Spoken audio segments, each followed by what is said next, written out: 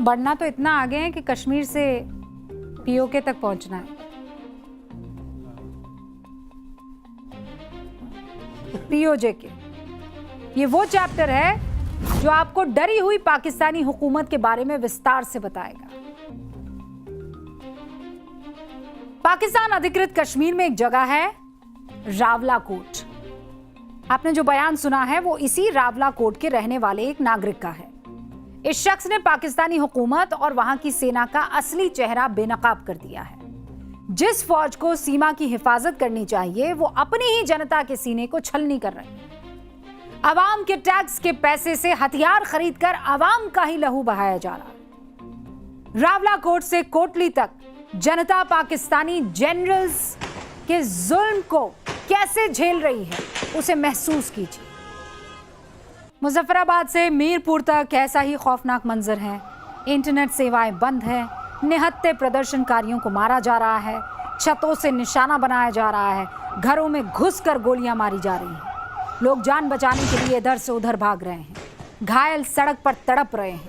चारों तरफ चीख पुकार है और चीख उस हकीकत को उजागर कर रही है जिसे पाकिस्तान हमेशा बुर्के में, पर्दे में रखने की कोशिश करता है। पाकिस्तानी सरकार ने किस तरह जन्नत पर कब्जा करके उसे जहन्नुम बना दिया है। जिन लोगों की आवाज को ताकत के दम पर दबाने की कोशिश की गई वो चुनाव का बहिष्कार कर रहे थे, अपने अधिकार पर सवाल कर रहे थे। पाकिस्तान की फौज शायद भूल गई कि बंदूक डर तो पैदा कर सकती है लेकिन भरोसा नहीं। गोलियां भीड़ को तितर बितर कर सकती है लेकिन आजादी की मांग को खत्म नहीं कर सकती है। पीओजेके में जो हो रहा है उस पर भारत की भी नजर है।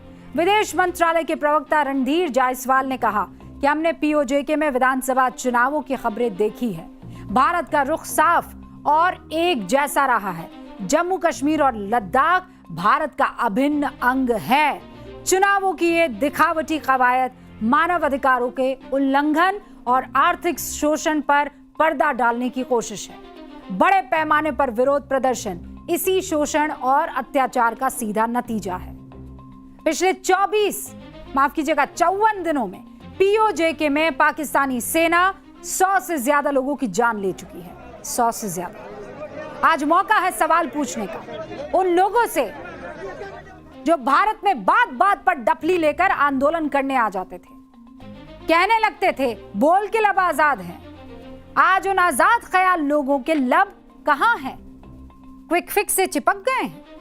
सोशल मीडिया पर कोई कैंपेन आपको दिख रहा है? Hashtag all eyes on PoJK. देखा आपने एक भी ऐसा कैंपेन? ऑल आइज ऑन रफा जो आपको दिखा था वैसा दिखा कुछ?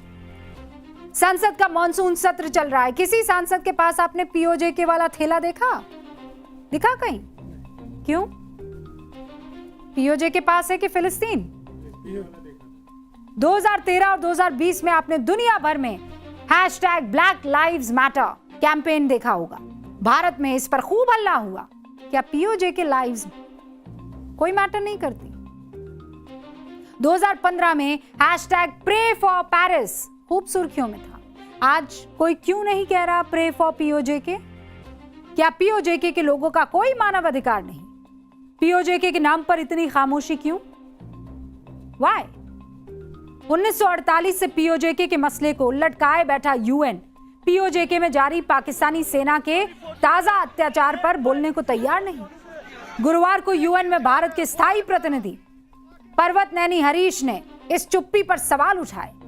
पीओजेके में हो रही हैवानियत पर कहा दूसरे देशों में इस तरह की घटनाओं पर कड़ी प्रतिक्रिया, लेकिन पाकिस्तान में हो रहे ऐसे दमन और घटना पर कोई ध्यान नहीं। पाकिस्तान के कब्जे वाले जम्मू कश्मीर में घटनाक्रम जिस तरीके से चल रहे हैं वो पाकिस्तान के वास्तविक चरित्र को पूरी तरह से उजागर करते हैं। इसके पहले 17 जुलाई को संयुक्त राष्ट्र ने पीओजेके में शांति बनाए रखने की अपील भर की बस, लेकिन हालिया नरसंहार पर चुप, पिन ड्रॉप साइलेंस। 4 दिन पहले भारत में जंतर मंतर पर जो प्रोटेस्ट हो रहा था उसे ये पाकिस्तानी मीडिया दिखाकर अपनी मनमर्जी का नैरेटिव गढ़ रहा था। भारत में कैसे प्रदर्शनकारियों की आवाज को कुचला जा रहा है ये हेडलाइंस कही जा रही थी। और ये भी कि देखो हमारे पाकिस्तान में एआई समिट हो रहा है। अब पाकिस्तान की इस गलतफहमी का जवाब देना चाहती हूं मैं, और सुन ले ये सब के सब। पाकिस्तान के कब्जे वाले कश्मीर में पिछले 54 दिन से प्रदर्शन करने वालों पर फायरिंग हो रही है। सरेआम प्रदर्शनकारियों की हत्या की जा रही है। लेकिन जिस भारत में ये बोल रहे हैं ना कि बच्चों को बोलने की आजादी नहीं है, उसी भारत के जम्मू कश्मीर की सुनहरी तस्वीर आपके सामने रखती हूं। भारत के जेनजी को दिखाकर पाकिस्तानी मीडिया खोखली सुर्खियां बना रहा है। मैं कश्मीर के जेनजी की एक झलक आपको दिखाती हूं। पुलवामा की शरिया मंजूर, पहली महिला एशियाई कबड्डी लीग में इनका चयन हो गया है। तौसीफ अशरफ जम्मू कश्मीर के पहले ऐसे एथलीट बन गए जो भारत का प्रतिनिधित्व एशियाई चैंपियनशिप में कर रहे हैं। कुपवाड़ा की जैनब अमीन को न्यूक्लियर मैग्नेटिक रेजोनेंस यानी एनएमआर अनुसंधान में उनके योगदान के लिए यंग साइंटिस्ट अवार्ड से सम्मानित किया गया है। गांदरबल जिले में रहने वाले मोहम्मद अब्दुल रहीम को अमेरिका के MIT में एडमिशन मिल गया है। आर्टिफिशियल इंटेलिजेंस और रोबोटिक्स में उनकी धाक है। अरे भारत ने तो वो कर दिखाया जिसका डंका पूरी दुनिया में यहां के कश्मीरी बच्चे बुलंद कर रहे हैं। और ज्यादा नहीं, सिर्फ 10 दिनों की उपलब्धि सुन लीजिए आप। भारत में क्या क्या हुआ, ये तो कश्मीर को सुन रहे थे। 18 जुलाई को भारत ने धरती में करीब 1 किलोमीटर गहराई तक पहुंचकर 2 जियोथर्मल जो वेल्स हैं वो बना दिए हैं, जिनका इस्तेमाल बिजली बनाने के लिए होगा। 20 जुलाई को कोच्चि में भारतीय नौसेना के कार्यक्रम में 26 देश पहुंचे, समुद्री सुरक्षा की गुर सीखे।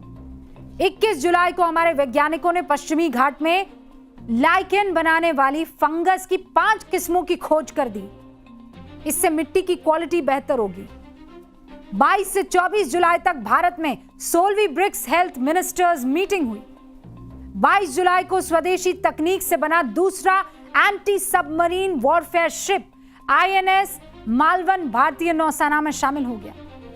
24 जुलाई को Kusha long range surface to air missile का पहला सफल परीक्षण हो गया।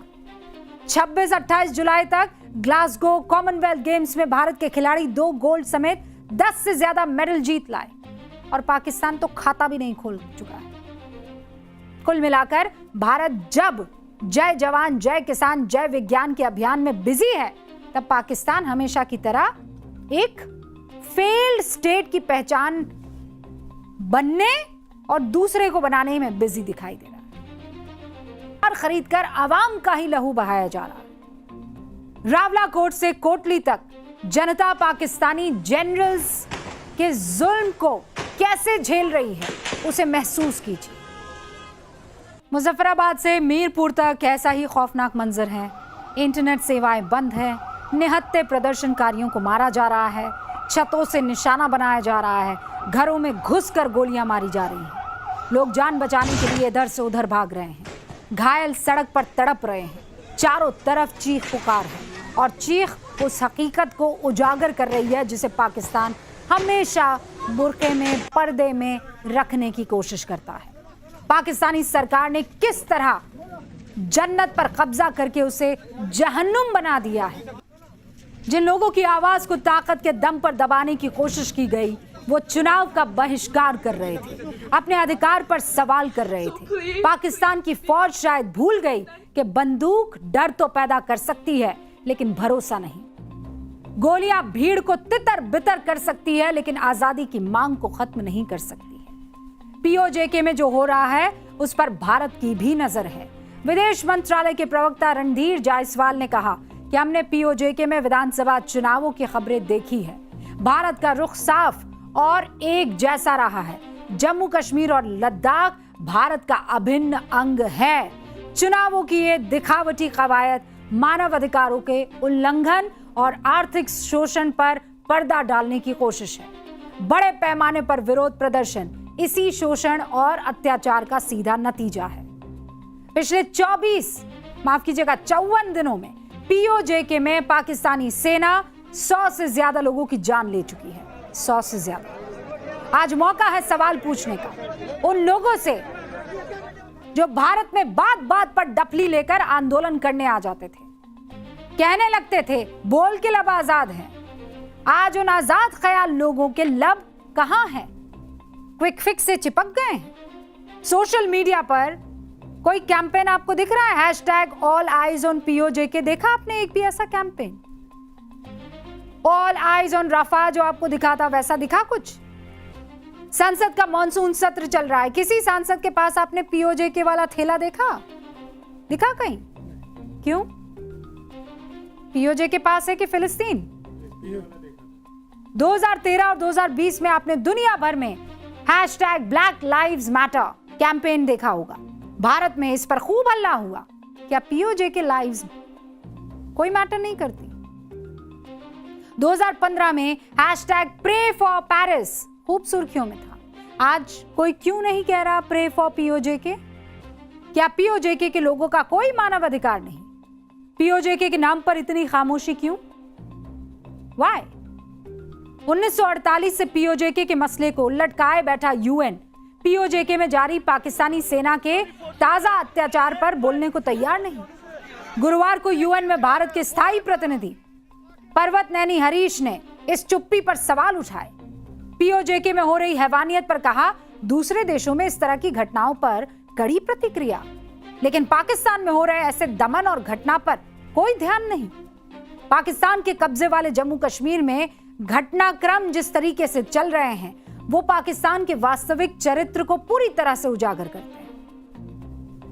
इसके पहले 17 जुलाई को संयुक्त राष्ट्र ने पीओजेके में शांति बनाए रखने की अपील भर की बस, लेकिन हालिया नरसंहार पर चुप, पिन ड्रॉप साइलेंस। 4 दिन पहले भारत में जंतर मंतर पर जो प्रोटेस्ट हो रहा था उसे ये पाकिस्तानी मीडिया दिखाकर अपनी मनमर्जी का नैरेटिव गढ़ रहा था।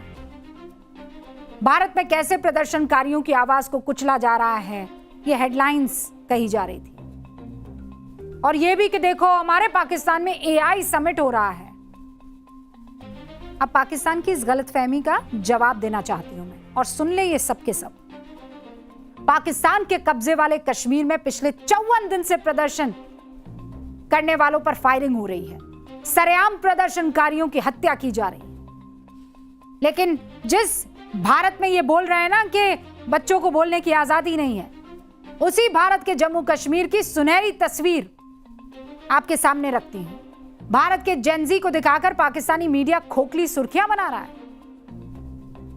मैं कश्मीर के जेनजी की एक झलक आपको दिखाती हूं। पुलवामा की शरिया मंजूर, पहली महिला एशियाई कबड्डी लीग में इनका चयन हो गया है। तौसीफ अशरफ जम्मू कश्मीर के पहले ऐसे एथलीट बन गए जो भारत का प्रतिनिधित्व एशियाई चैंपियनशिप में कर रहे हैं। कुपवाड़ा की जैनब अमीन को न्यूक्लियर मैग्नेटिक रेजोनेंस यानी एनएमआर अनुसंधान में उनके योगदान के लिए यंग साइंटिस्ट अवार्ड से सम्मानित किया गया है। गांदरबल जिले में रहने वाले मोहम्मद अब्दुल रहीम को अमेरिका के MIT में एडमिशन मिल गया है। आर्टिफिशियल इंटेलिजेंस और रोबोटिक्स में उनकी धाक है। अरे भारत ने तो वो कर दिखाया जिसका डंका पूरी दुनिया में यहां के कश्मीरी बच्चे बुलंद कर रहे हैं। और ज्यादा नहीं, सिर्फ 10 दिनों की उपलब्धि सुन लीजिए आप। भारत में क्या क्या हुआ ये तो कश्मीर को सुन रहे थे। 18 जुलाई को भारत ने धरती में करीब 1 किलोमीटर गहराई तक पहुंचकर 2 जियोथर्मल जो वेल्स हैं वो बना दिए हैं, जिनका इस्तेमाल बिजली बनाने के लिए होगा। 20 जुलाई को कोच्चि में भारतीय नौसेना के कार्यक्रम में 26 देश पहुंचे, समुद्री सुरक्षा की गुर सीखे। 21 जुलाई को हमारे वैज्ञानिकों ने पश्चिमी घाट में लाइकेन बनाने वाली फंगस की 5 किस्मों की खोज कर दी। इससे मिट्टी की क्वालिटी बेहतर होगी। 22 से 24 जुलाई तक भारत में 16वीं ब्रिक्स हेल्थ मिनिस्टर्स मीटिंग हुई। 22 जुलाई को स्वदेशी तकनीक से बना दूसरा anti submarine warfare ship INS Malvan भारतीय नौसेना में शामिल हो गया। 24 जुलाई को Kusha long range surface to air missile का पहला सफल परीक्षण हो गया। 26-28 जुलाई तक ग्लासगो कॉमनवेल्थ गेम्स में भारत के खिलाड़ी 2 गोल्ड समेत 10 से ज्यादा मेडल जीत लाए, और पाकिस्तान तो खाता भी नहीं खोल चुका है। कुल मिलाकर भारत जब जय जवान जय किसान जय विज्ञान के अभियान में बिजी है, तब पाकिस्तान हमेशा की तरह एक फेल्ड स्टेट की पहचान बनने और दूसरे को बनाने में बिजी दिखाई दे रहा है।